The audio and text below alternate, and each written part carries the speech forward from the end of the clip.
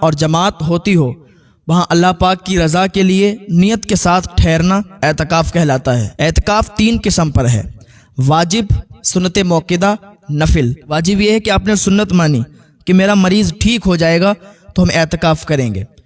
کوئی بیمار تھا آپ کے ہاں، آپ نے منت مانی، اب وہ ٹھیک ہو گیا، تو اب اعتکاف میں بیٹھنا آپ کے لیے واجب ہو جاتا ہے، تو یہ واجب ہے۔ اور سنت موقدہ یعنی رمضان المبارک کے مہینے میں 20ویں روزے کو سورج غروب ہوتے ہی مسجد میں بنیت آپ بیٹھ جائیں، نیت کر کے آپ بیٹھ جائیں، آپ کا اعتکاف ہوگا۔ تو وہ سنت موقدہ ہے کہ محلے میں ایک شخص بھی بیٹھ جائے گا تو پورا محلہ بری ہو جائے گا، اور اگر محلے سے کوئی بھی نہیں بیٹھا تو پورا محلہ، پوری بستی گناہگار ہوگی۔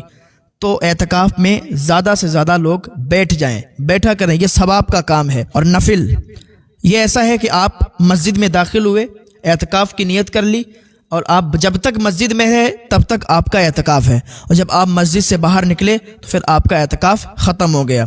اور اگر آپ اعتکاف کی نیت سے مسجد کے اندر داخل ہوتے ہیں اور عبادت میں مشغول ہوتے ہیں تو یہ بھی آپ کو اس میں بھی ثواب ملتا ہے۔ اعتکاف میں بیٹھنے سے پہلے کچھ چند باتیں دھیان رکھیں۔ اگر آپ اعتکاف میں بیٹھ رہے ہیں تو فالتو لوگوں سے پھر آپ مل نہیں سکتے۔ باہر کے لوگ آ کر آپ کے پاس بیٹھیں، ادھر ادھر کی باتیں کریں، خرافات کریں، تو پھر آپ کو اعتکاف میں بیٹھنے سے کوئی ثواب نہیں ملے گا۔ دوسری چیز یہ ہے کہ آپ مسجد کے باہر نہیں جا سکتے، حاجت کے سمے جا سکتے ہیں، باتھ روم وغیرہ ہوتا ہے باہر کو، تو آپ اپنی حاجت سے جا سکتے ہیں۔ آپ کو استنجا کرنا ہے تو آپ مسجد سے باہر نکل سکتے ہیں، استنجا خانے تک جا کے اور اپنی حاجت کو پورا کر کے پھر آ سکتے ہیں۔ آپ کو غسل کرنا ہے، آپ جائیں غسل کر کے آ جائیں۔ ایسا نہیں ہے کہ آپ کو دکان پر جانا ہے تو آپ دکان پر چلے جائیں، کوئی سامان خرید کر لے آئیں۔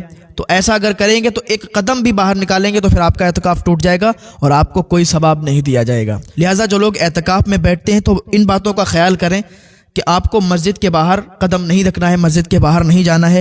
دوسری چیز، فالتو لوگوں سے آپ کو بات نہیں کرنا ہے، عبادت کرنا ہے۔ آپ تسبیح پڑھیں، اوراد و وظائف کریں، نفل ادا کریں، نمازیں ادا کریں، فالتو لوگوں سے باتیں نہیں۔ اگر آپ ان باتوں پر عمل نہیں کرتے ہیں تو پھر آپ خود ذمہ دار ہوتے ہیں۔ حدیث شریف میں ہے کہ اعتکاف کے 2 بڑے فائدے ارشاد فرمائے گئے ہیں۔ ایک یہ کہ انسان اعتکاف کی برکت سے گناہوں سے محفوظ رہتا ہے، اور دوسرا فائدہ یہ ہے کہ بہت سے نیک اعمال، مثلا نماز جنازہ، مریض کی عیادت کرنا، مظلوم کا ساتھ دینا، تو جو اعتکاف کی وجہ سے نہیں کر سکتا، مگر معتکف کو ان سب اعمال صالحہ کا ثواب مسجد میں بیٹھے ہوئے ہی ملتا رہتا ہے، الحمدللہ۔ تو اب اسی میں ایک شب قدر جو 27ویں رمضان شریف کی رات ہے، اس رات میں شام سے صبح تک تجلی الہی بندگان خدا کی طرف متوجہ ہوتی رہتی ہے۔ اس رات میں ملائکہ اور ارواح آسمان سے عبادت کرنے والوں کی ملاقات کے لیے زمین پر اترتے ہیں، اور ان کے آنے اور حاضر ہونے کی وجہ سے عبادت میں لذت اور کیفیت پیدا ہوتی ہے جو دوسری راتوں کی عبادت میں پیدا نہیں ہوتی۔ قرآن مجید اسی رات میں نازل ہوا ہے۔ اسی رات بہشت میں باغات لگائے گئے۔ شب قدر میں ایک ایسی ساعت ہے کہ جس میں جو دعا مانگی جائے وہ قبول ہوتی ہے۔ مسلمانوں کو چاہیے کہ شب قدر میں ایسی جامع دعا مانگیں جو دونوں جہانوں میں فائدہ بخش ہو۔ مثلا اپنے گناہوں کی بخشش اور رضائے الہی کے حصول کی دعا مانگی جائے۔ ام المومنین سیدہ حضرت عائشہ صدیقہ رضی اللہ تعالیٰ عنہ فرماتی ہیں کہ میں نے عرض کی، یا رسول اللہ صلی اللہ تعالیٰ علیہ وسلم، آپ بتائیں کہ اگر مجھے لیلۃ القدر، شب قدر کا پتہ چل جائے تو میں کون سی دعا مانگوں؟ آپ نے ارشاد فرمایا کہ تو یہ دعا مانگ، اے اللہ بے شک تو معاف کرنے والا ہے اور معافی کو دوست رکھتا ہے، مجھے بھی معاف کر دے۔ اس رات میں نوافل پڑھنا، قرآن مجید کی تلاوت کرنا، تسبیح و تحلیل اور استغفار پڑھنا چاہیے۔ شب قدر میں جتنے نفل پڑھے جا سکیں بڑی سعادت ہے۔ یوں تو روزہ افطار کرنا ہر حلال چیز سے جائز ہے، مگر کھجوروں سے روزہ افطار کرنا بہت ثواب ہے۔ اگر کھجوریں وقت پر نہ مل سکیں تو پانی سے روزہ کھولنا چاہیے۔ مولانا تحسین جیلانی صاحب کے بیانات سننے کے لیے تحسین جیلانی آفیشیل کو سبسکرائب کریں۔ حضرت سیدنا ابو عبداللہ رحمۃ اللہ علیہ ایک مسجد کے مؤذن تھے۔ یہ کہتے ہیں کہ جب میں اذان پڑھتا تو میرا ایک پڑوسی تھا، اذان جیسے ہی پڑھتا تو فوراً وہ مسجد میں آ جاتا، نماز ادا کرتا اور نماز ادا کرنے کے بعد اپنے جوتے پہنتا اور پھر گھر پہ واپس چلا جاتا۔ تو میری یہ تمنا ہوا کرتی تھی کہ کاش یہ مسجد میں آئے، نماز ادا کرے، اس کے بعد بیٹھے مجھ سے باتیں کرے، اس کی اگر کوئی حاجت ہے، کوئی طلب ہے تو یہ مجھ سے کہے۔ تو ایک دن ایسا ہوا کہ میں نے اذان پڑھی تو وہ آیا نماز پڑھنے کے لیے، نماز پڑھی، اس کے بعد آ کے میرے پاس ٹھہر گیا اور کہنے لگا عبداللہ اگر آپ مجھے قرآن پاک دے سکتے ہیں تھوڑی دیر کے لیے میں تلاوت کر لوں، اگر آپ دے سکتے ہیں تو دے دیجئے۔ میں نے کہا بالکل دے سکتے ہیں۔ میں نے اس کو قرآن پاک دے دیا۔ اس نوجوان نے قرآن پاک کو اپنے سینے سے لگایا اور کہنے لگا کہ آج کچھ نہ کچھ واقعہ ضرور پیش ہونے والا ہے۔ یہ کہہ کر وہ اپنے گھر کی طرف روانہ ہو گیا اور پھر سارا دن مجھے نظر نہیں آیا۔ میں نے مغرب کی اذان دی اور نماز پڑھی لیکن وہ نوجوان نہ آیا۔ پھر عشاء کی نماز میں بھی وہ نہ آیا تو مجھے بڑی تشویش ہوئی، حیرت ہوئی۔ نماز کے فوراً بعد میں اس کے گھر کی طرف روانہ ہو گیا۔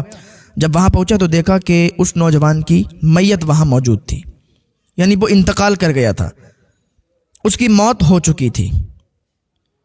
ایک طرف بالٹی اور لوٹا پڑا ہوا تھا اور قرآن پاک اس نوجوان کی گود میں ہے۔ میں نے قرآن پاک اٹھایا اور لوگوں کو اس کی موت کی خبر دی اور پھر ہم نے اسے اٹھا کر چارپائی پر رکھا۔ میں ساری رات یہ سوچتا رہا کہ اس کا کفن کس سے مانگوں، اسے کفن کون دے گا۔ جب نماز فجر کا وقت ہوا تو میں نے اذان دی اور پھر جیسے ہی مسجد میں داخل ہوا تو مجھے محراب میں ایک نور سا نظر آیا۔ جب وہاں پہنچا تو دیکھا کہ ایک کفن وہاں پڑا ہوا ہے۔ میں نے اسے اٹھایا اور اپنے گھر رکھ آیا اور اللہ رب العزت کا شکر ادا کیا کہ اس نے کفن کا مسئلہ حل فرما دیا۔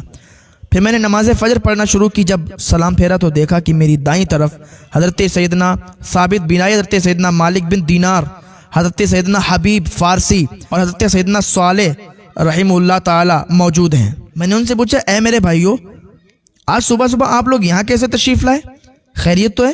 وہ فرمانے لگے کیا تمہارے پڑوس میں آج رات کسی کا انتقال ہوا ہے؟ میں نے کہا جی ہاں، ایک نوجوان کا انتقال ہوا ہے جو میرے ساتھ ہی نماز پڑھا کرتا تھا۔ انہوں نے کہا ہمیں اس کے پاس لے چلو۔ میں انہیں لے کر اس نوجوان کے گھر پہنچا تو سیدنا مالک بن دینار رحمہ اللہ نے اس کے چہرے سے کپڑا ہٹایا اور اس کے سجدے والی جگہ کو بوسہ دینے لگے۔ پھر فرمایا میرے ماں باپ تجھ پر قربان، جہاں بھی تیرا حال لوگوں پر ظاہر ہوا تو نے اس جگہ کو چھوڑ دیا اور ایسی جگہ سکونت اختیار کر لی جہاں کوئی تجھے جاننے والا نہ تھا۔ اس کے بعد ان بزرگوں نے اس نوجوان کو غسل دینا شروع کیا۔ ان میں سے ہر ایک کے پاس ایک کفن تھا، ہر ایک یہی کہنے لگا اس نوجوان کو میں کفن دوں گا، میں کفن دوں گا۔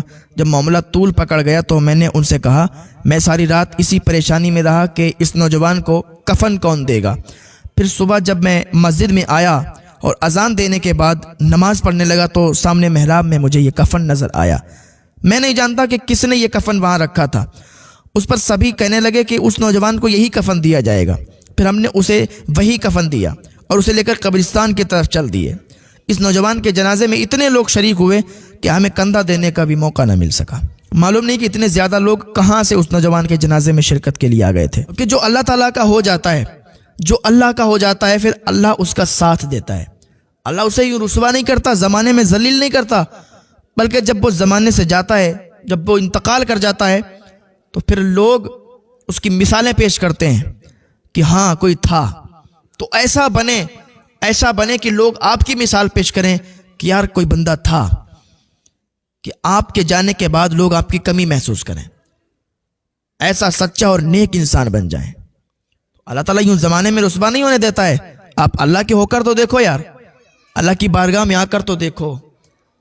جب بندہ اللہ کی محبت میں سرشار ہوتا ہے تو پھر دنیا کو بھلا دیتا ہے اور اللہ کی محبت میں لگ جاتا ہے۔ پھر اللہ بھی اس سے پیار کرنے لگتا ہے، اس کے فرشتے بھی اس سے پیار کرنے لگتے ہیں، یہاں تک کہ ساری مخلوق اس سے پیار کرنے لگتی ہے۔ آپ آئیں تو صحیح اللہ کی بارگاہ میں۔ اللہ تعالیٰ کی بارگاہ میں دعا ہے اللہ میں نیک عمل کرنے کی توفیق عطا فرمائے۔ کہ رمضان شریف کا مہینہ چل رہا ہے، رمضان شریف کے مہینے میں جو بندہ زنا کرتا ہے اس کی دعا قبول نہیں ہوتی، یہاں تک کہ آئندہ رمضان آ جائے اور اس رمضان سے لے کر دوسرے رمضان کے بیچ میں اگر وہ مر جاتا ہے تو سیدھا جہنم میں جائے گا۔ یار یہ جسم ہمارے اس قابل نہیں ہے کہ عذاب برداشت کر لیں۔ توبہ کریں اللہ کی بارگاہ میں، دعا کریں اسی رمضان شریف کے مہینے میں، دعا کریں کہ اللہ تعالیٰ ہمیں بخش دے، ہمارے گناہوں کو معاف فرما دے۔ اللہ کی بارگاہ میں دعا کرا کریں۔ ہم اس لائق نہیں ہیں، ہمارے جسم اس لائق نہیں ہے کہ قبر کے کیڑوں کے سامنے ہمارے جسم یہ عذاب برداشت کر سکیں۔ وہاں کے کیڑے، سانپ، اژدہے، بچھو بڑے زہریلے، اللہ کی بارگاہ میں دعا کریں۔ جو شخص رمضان شریف میں زنا کرے گا تو اللہ تعالیٰ اسے معاف نہیں فرمائے گا۔ آئندہ رمضان آنے تک اگر بیچ میں موت ہو جاتی ہے تو سیدھا جہنم میں جائے گا۔ یہ رمضان شریف کا پاک مہینہ ہے، اس میں آپ اپنے گناہوں سے توبہ کریں۔ پھر 27ویں رات جو شب قدر کی رات ہے، اس رات میں آپ عبادت کریں اور اللہ کی بارگاہ میں دعا کریں۔ آپ اگر سچے دل سے رمضان شریف کے اسی مہینے میں سچے دل سے اگر اللہ کی بارگاہ میں توبہ کر لیں گے تو اللہ تعالیٰ توبہ قبول فرمائے گا۔ اللہ تعالیٰ فرماتا ہے میرے بندے آ تو صحیح، میں تیری توبہ قبول فرمانے والا ہوں، تو سچے دل سے توبہ کرے گا تو میں تیری توبہ قبول فرماؤں گا۔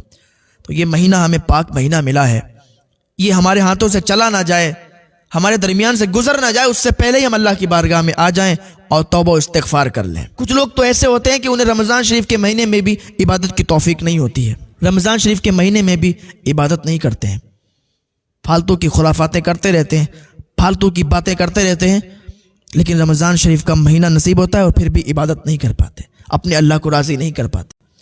اللہ تعالیٰ میں ہدایت کی توفیق عطا فرمائے۔ حضرت سیدنا بشیر بن حارث علیہ رحمہ فرماتے ہیں کہ مرتبہ میں ملک شام روانہ ہوا اور راستے میں میری ملاقات ایک عجیب و غریب شخص سے ہوئی۔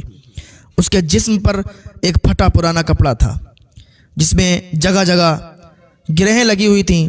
وہ بڑا حیران اور پریشان ایک جگہ بیٹھا ہوا تھا، تو گویا کہ وہ کسی خوفناک چیز سے وحشت زدہ ہے۔ میں اس کے قریب گیا اور کہا اے بھائی، اللہ عز و جل آپ پر رحم فرمائے، آپ کہاں سے آئے ہیں؟ کہنے لگا اسی کے پاس سے آیا ہوں۔ میں نے پوچھا کہاں کا ارادہ ہے؟ کہنے لگا اسی کی طرف۔ میں نے کہا اللہ عز و جل آپ پر رحم کرے، نجات کس چیز میں ہے؟ کہنے لگا تقویٰ اور پرہیزگاری اور اس ذات کے بارے میں غور و فکر کرنے میں جس کے تم طالب ہو۔ میں نے کہا مجھے کچھ نصیحت فرمائیے۔ وہ شخص کہنے لگا کہ میں تمہیں اس قابل نہیں سمجھتا کہ تم نصیحت قبول کرو گے۔ میں نے کہا انشاءاللہ میں نصیحت قبول کروں گا۔ یہ سن کر اس نے کہا لوگوں سے ہمیشہ دور بھاگنا، کبھی بھی ان کی قربت اختیار نہ کرنا، دنیا سے ہمیشہ بے رغبت رہنا، ورنہ یہ تجھے ہلاکتوں کے منہ میں ڈال دے گی۔ جس نے دنیا کی حقیقت کو جان لیا وہ کبھی بھی اس کی طرف مطمئن نہیں ہوگا۔ جس نے اس کی تکالیف کو دیکھ لیا اس نے ان تکالیف کی دوائیں بھی تیار کر لیں، اور جس نے آخرت کو جان لیا وہ اس کے حصول میں مگن ہو گیا۔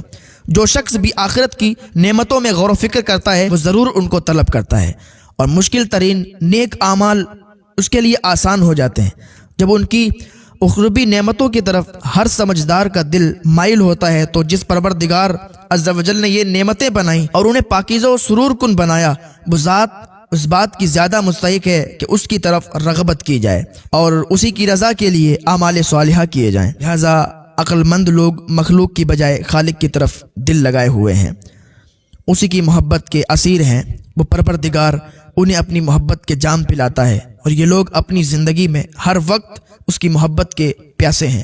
پھر وہ مجھ سے پوچھنے لگا کیا تم ان باتوں کو سمجھ چکے ہو؟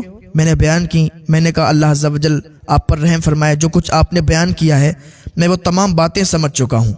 کہنے لگا اللہ کا شکر ہے کہ اس نے تمہیں یہ باتیں سمجھا دیں۔ یہ کہتے وقت اس کے چہرے پر ایک خوشی کی لہر دوڑ گئی۔